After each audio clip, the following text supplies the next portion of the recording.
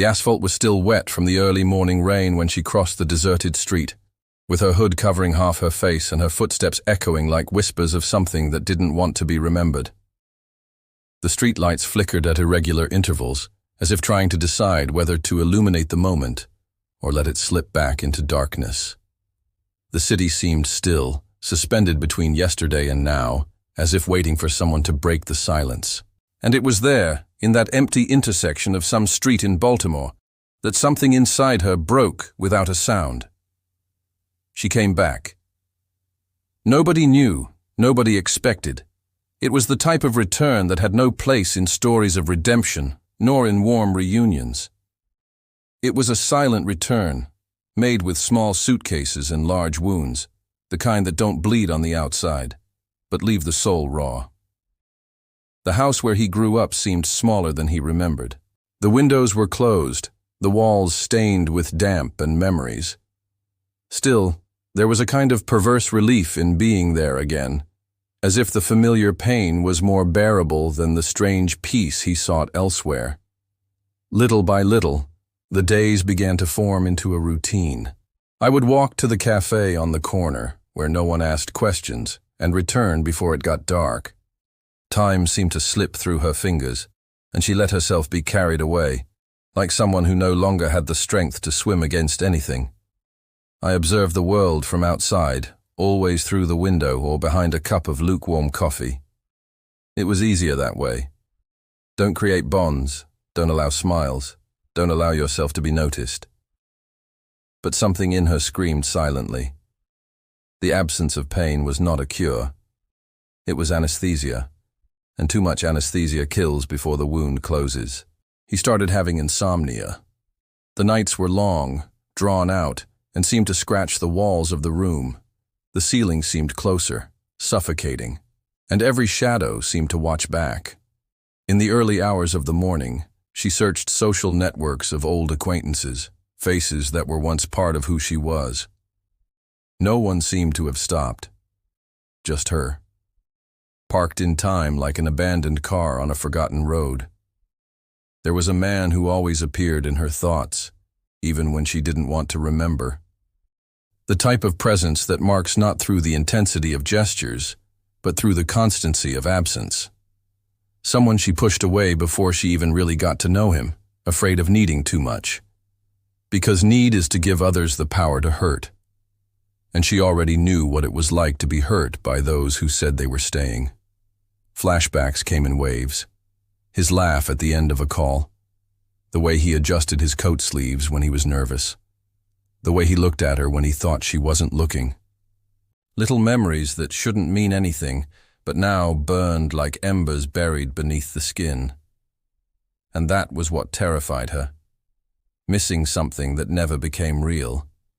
Like missing a future that she herself sabotaged. The days went on, but she didn't. She was trapped in herself, in a cycle where fear wore the mask of independence. She told herself that she didn't need anyone, that she was better alone, that she was safer that way. But at night, when the world fell silent and the noises came from within, I knew I was lying. The problem wasn't being alone. It was knowing that, if I wanted to, I no longer knew how to let someone in. He began to see a man in the same cafe. He wasn't exactly handsome, but there was something in his eyes that bothered him. A sad calm, like someone who understands more than he should. He read old books and always ordered the same coffee, as if trying to repeat something from the past. They never spoke. But there was a silent recognition between them, as if they both carried similar scars, albeit in different places. One afternoon, as she was leaving the cafe, she tripped on the wet sidewalk and almost fell. He was there, close enough to reach out, but he didn't. He just looked at her, as if he knew she wouldn't accept help. And he was right. She got up on her own, wiped her hands, and continued without looking back. But that absence of gesture was the first touch she had felt in a long time. That night he couldn't sleep. He relived the scene 1,000 times. The almost fall, the almost touch, the almost encounter. and for the first time in months, he cried. Not from pain, but from exhaustion. To carry so much without sharing anything. To hide even from those who might not want to invade, just staying close by. The penny dropped silently, like snow on an old roof.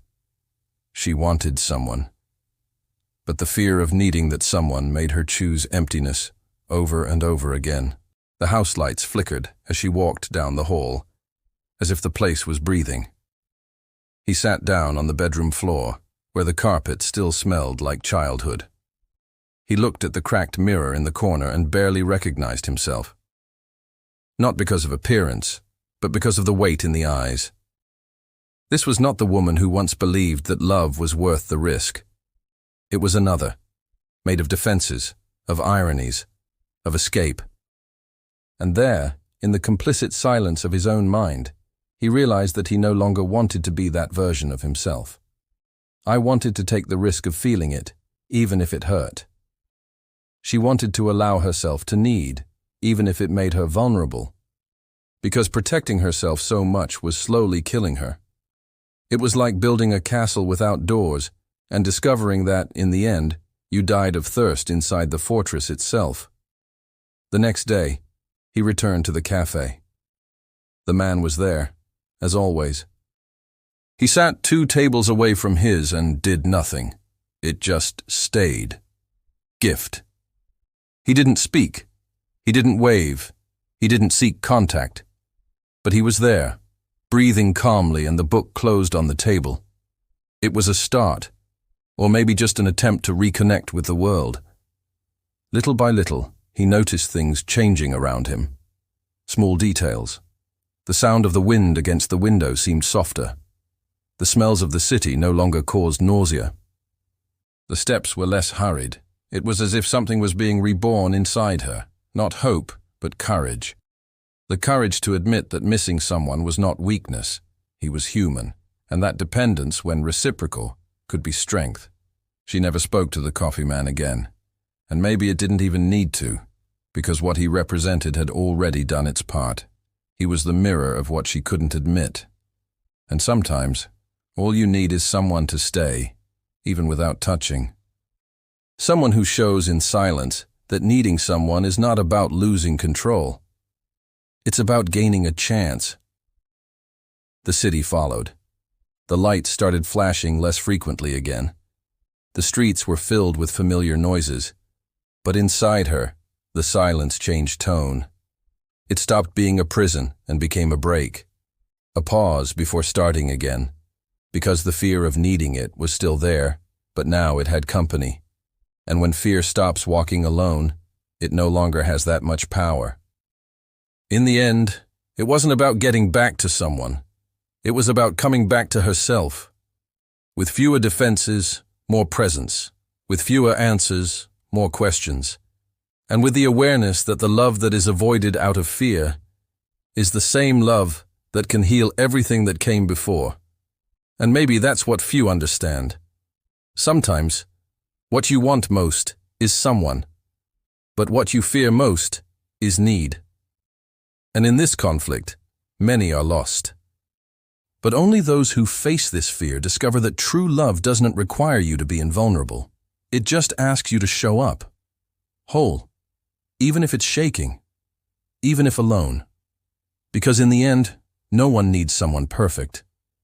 Only someone brave enough to stay, even when staying is the hardest part.